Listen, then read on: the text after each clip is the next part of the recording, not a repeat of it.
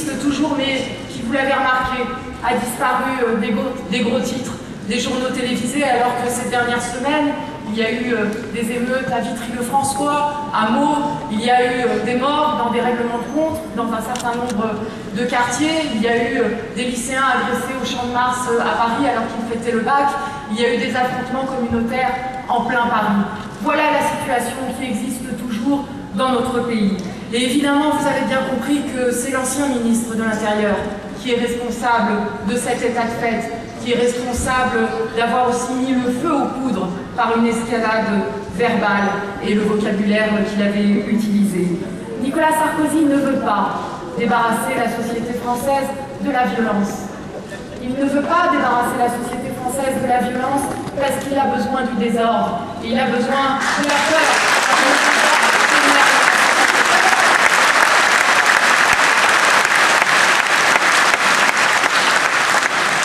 Alors la gauche, elle, doit une bonne fois pour toutes assumer, revendiquer, porter le combat contre la violence. C'est un combat contre la brutalité des rapports humains. C'est un combat de valeurs contre la loi du plus fort, la loi de la jungle, l'argent blanc, le consumérisme et tout ce que ça véhicule dans les rapports humains. Dans la contribution, nous disons que ce combat, cet ordre juste, repose pour nous sur 3 piliers. Le premier, c'est une prévention précoce pour s'attaquer à la violence, à la racine.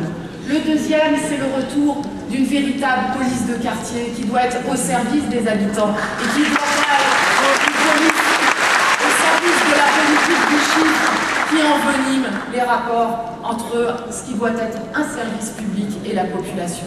Et la troisième, c'est une sanction précoce avec des alternatives à la prison, parce que nous voyons aujourd'hui une inflation carcérale qui ne fait qu'une chose, c'est fabriquer de la récidive.